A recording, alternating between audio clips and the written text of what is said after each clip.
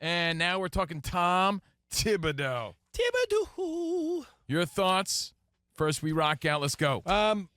Broadcasting live from the Fox Sports Radio studio. You know that. And if you want to play Shaq Diesel Trivia, if you want to get a head start, 877-99 on Fox. But there's angles here, buddy boy. It's not cut and dry like, how could they ever get rid of Tom Thibodeau? I call him Thibodeau. You call him Thibodeau. Didn't our very own Rob Parker go on a rant the other day? Oh, he did. It was a nice battle. And everyone here at Fox Sports Radio said, yo, it's one of Rob's crazy takes because he was saying. Rob was saying that once they beat the Celtics, new slate, clean slate there on in. Expectations changed. Now they're expected to win. They're expected to go all the way. Karl Anthony Towns, they made lots of moves. It's a failure of a season. Fire Thibodeau. Because if you didn't win and you couldn't beat the Pacers, who nobody talked about all year, then what are we doing? And then Kelvin was basically saying, I look at it completely different. No one expected a whole lot from the Knicks, and they exceeded expectations. They're in great position with Brunson. They got their guy, Karl Anthony Towns, that they went further than anyone would have thought, and you have to say, man, what a successful season, even though they lost. I mean, they went to the Eastern Conference Finals for the first time since the late 90s. So Kelvin was saying, hey, I look at it like they did great this season. And Rob Parker was saying, no, man, failure because they didn't win. Well, you got to ask yourself, remember the old famous Giannis clip where he talks about, is it failure if you don't make it all the way? Because someone said, is it failure? And he had some beautiful statement about, like, no, you learn, and it's not always failure. Like last year, my New York Mets, they had a great second half. Grimace, oh my God, the fans went crazy. Lindor and Pete Alonso. As a Mets fan, I don't look at last year as a failure because the Dodgers were a better team and they won. I don't either. It was a great run for the Mets. Lots of fun, a fun season. But again, that's the name of the game. If you're as Washington, the Crystal Method said, the name of the game is winning. Here, we're in the sport of winning. But if you're a Washington Commanders fan, and you saw what Jaden Daniels is capable of, and you made it to the NFC Championship game, yeah, but you lost. You got smoked in the big championship game. Do you look at last year as a failure? Well, no way. You're basically posing the question to the Fox Sports Radio Nation of, do you believe in moral victories or not? And how do you view a successul season? In the Washington football team, Rich, they tanked to get Jaden Daniels. Well, Danny G, I'll quote you. I'll quote you in our pre-show meeting when you were saying different organizations have different expectations, and that's why it's tougher to play there. In fact, recently Shaquille O'Neal was talking about how playing in big cities don't matter anymore. With social media, you don't need that sort of pressure that you'll get from an LA Lakers, for example, when it comes to Giannis, right? You don't need that. He doesn't need the Lakers. He has social media. There's different ways. Big cities don't matter. It's not the 90s anymore. So, big cities, certain organizations have different expectations, different pressures. Example, the Knicks, the Yankees, the Lakers. You're expected to win, and if you don't win, it's considered a failure. Other teams, when you play and make it far, that's the success. Yeah, but that you could look at what the Knicks did as a major step in the right direction. Because speaking of what I just mentioned, Jaden Daniels, Cliff Kingsbury is quoted today as saying he expects a big jump next year from the quarterback. So now you're talking about there's an expectation for the Commanders. But with the Knicks, well, the Rich, fact I'm that just they giving made all the fact angles. that they made you and I actually agree. Yeah. Right? I think that Tom Thibodeau should not have been fired. Because I don't know about much that. like players getting acclimated, coaches also have to get acclimated to the players. No, I'll tell you why. Dude, this is his first year with Karl Anthony Towns. I disagree. Brunson had his back. If you missed Brunson talking about Thibodeau just after it was right after the loss, he was asked a question about Thibodeau's future with the Knicks. Take a listen. You talk about the confidence, obviously. I feel like nobody takes more criticism than Tom. And this team obviously has turned around during his tenure. Do you kind of feel that going forward he's the same guy to lift you guys the rest of the way, that next level? Is that a real question right now? You just asked me if I believe that if he's the right guy. Yes. Thanks, guys. Come on. Okay, don't you want to keep your You good, bro? star player happy? You good, bro? A lot of these big stars do not have the patience with these reporters lately. But now that turns out to be a hell of a question. That's a hell of a question. That's why you got to let a reporter do his job. Let reporters report. Another thing, guys, is the internet cannot figure out who asked the question. Me and Jason Stewart were looking, and all of these articles we found just say a reporter. Scoops Callahan. We can't figure out who actually asked it. It was a money question. I don't know. It really was a money question because look at it now. Turns out to be a major story here on Fox Sports Radio and for the New York Knicks. If no one wants to take credit, tell people it was Steve COVINO. I'll take the credit. Steve COVINO posed the question. Now, Brunson's the star and future of the New York Knicks. They have their guy. As Kelvin Washington, I believe he said, he's not perfect, but he's the guy. And he proved that. Don't you want to keep him happy? And don't you want to give Thibodeau a little time to adjust to the new stars that are also on the team, like the Karl-Anthony Townses of the world? Like, if we got to give these players, if we make excuses for players acclimating in their first year with the team and every bad move and bad shot and bad foul they make, we're not going to give coaches any grace at all when they had success with this team. I think it's a shame that he got fired.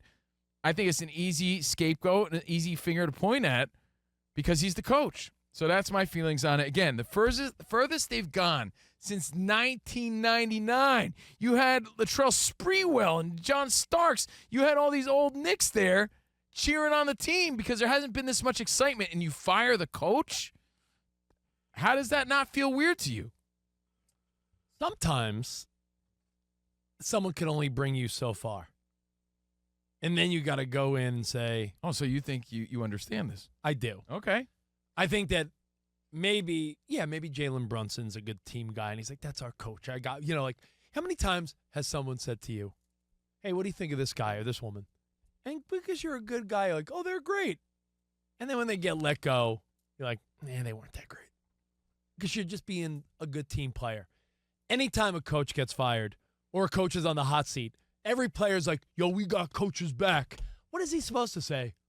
Yeah, he's all right. We could probably do better with someone else. Tom Thibodeau, let me just read this, has a reputation for being ultra demanding and intense, which has led many players that have played for him to express dislike in recent NBA polls. Oh, my God. In recent NBA polls, he has been voted as the coach players would least want to play for. One of the main reasons he's demanding is New York. New York is demanding. One of the main reasons for this perception is the high-pressure style and his tendency. New York is high pressure. Don't you want a coach that matches the style of the city? I'm just saying. Makes his players practice really hard. Oh, like they get God worn forbid. out by it. No, it's a good thing if you look at it that way. I understand how he worked the bench was criticized during this playoff run. His rotations. His rotation was questioned, and I get that. Oh, and adjustments were made, but and by the way, know what else was criticized?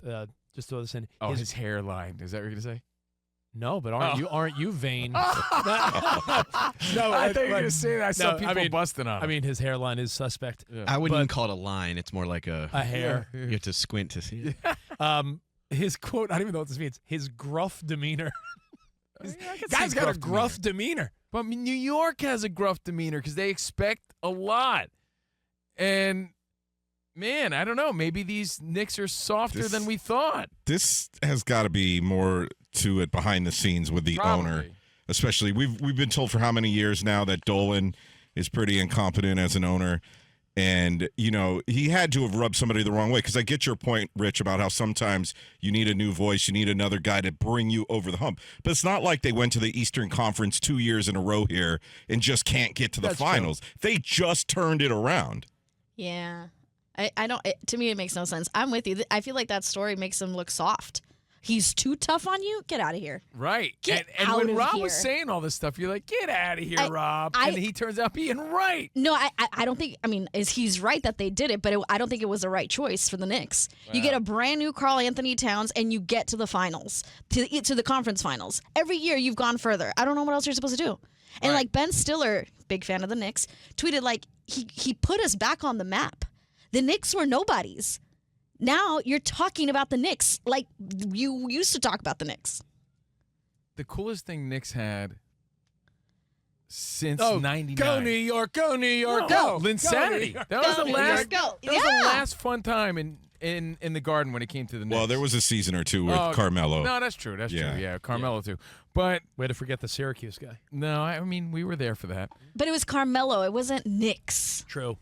So, what are your thoughts? Tom Thibodeau fired on his day off. Let's stay off. That does suck, man. you gonna get fired on your day off? After again 5 seasons, 5 winning seasons with the Knicks. I'm again. You're the first guy, Steve COVINO. Yes. You're the first guy. To do a lot of things. You're the first guy to brag about your Little League prowess. Yeah. You're the first guy to never turn off a baseball game. You're the first guy to talk about a boring fight. Mm-hmm. You're the first guy for a lot of things. But you're the first guy to talk about how styles make fights. Styles make fights. Have you ever thought that perhaps... That applies to everything in sports. Yeah, in life. Yeah. Have you ever thought about maybe the style of coaching doesn't mix with this Yes. array and of that's athletes? what I'm like. It's got to be. It has to be. That's what I'm thinking too. But that's also shocking to me because you want that gritty toughness out of your New York team. Like your gritty, tough New York City subway grimy team is going to cry about a tough coach and they can't get past the Indiana Pacers. Let's go old school. You're a Yankees fan. I'll give you a Yankee example. It shows to me that these guys are way softer than I thought. Let me be Right? Is that how you, that's how I feel? Yeah. Let me be condescending for a second, which I'm good at. Yeah. I'll go Yankee since that's your strength. You got Yankee superpowers. Give me a hard-ass Yankee coach historically, manager. Lou Piniella. Like Lou Piniella, kicking dirt, Sweet yelling at Lou. players, like, really getting into it. Always mad. And then on the flip of it, give me a laid-back, just chilling type of manager. Oh. Laid back, chill. Like a sort of Torre? manager? I Like a would say Joe Joe Torre Torre, right? would. Yeah, very composed. You don't think that perhaps a Lou Piniella or maybe even like a Billy Martin fired-up coach wouldn't have mixed with those 90s, 2000s Yankees teams? Maybe. But you also gave this dude 1 year to vibe with your new star. 1 year, and look, they went pretty far, dude. I mean, I know they it had was- a good season. I know it was reality, but it was reality-based. It was fiction based on reality, reality based on fiction. The Winning Time Lakers documentary on HBO that, Danny, we both loved. Let's be honest. It was great. Hated that it was canceled. But yeah, a lot of people were saying, oh, it was very exaggerated. But if you remember, the coach before Pat Riley that got in the bike accident. Why am I drawing a blank? Coach? Westfeld, yeah. Westfeld was in that accident, and wasn't the sentiment that, like, they got so much talent, but, yeah, he's really not the guy. So, like, they weren't married to him. like yeah. it almost just felt with like him. they were with him, but the minute they had the opportunity, it's like, put in Pat Riley, and then it was like, wow, this works. Maybe he just wasn't the guy. Too tough for the Knicks. So maybe if we get a little softy pants to be the coach, the Knicks will be happy and they'll win now. I don't get it. Westhead, right? Yeah. Westhead, that's what it was. Paul So Westhead. now we go to your phone calls. But think back to that show, and I know it was not completely yeah. factual, but it was based on, a true story, obviously. Rich, the players' insurrection had a lot to do with the problems that was going on with that team. And it was Magic Johnson finally stepping up to be a leader and Pat Riley punching his fist through a chalkboard to get everybody, all the players, to stop being soft little babies. That's true. I mean, I get what you're saying, Rich. The manager or coach has to match their personalities or has to vibe with the personalities on the team, and sometimes it's not a good mix. you ever date someone? But I think his record proves otherwise. You ever date someone and you're like, yeah, we get along. Sex is good. We enjoy some of the same things. We enjoy, we get along. But there's a party that's like, she's not the one. She's not the one.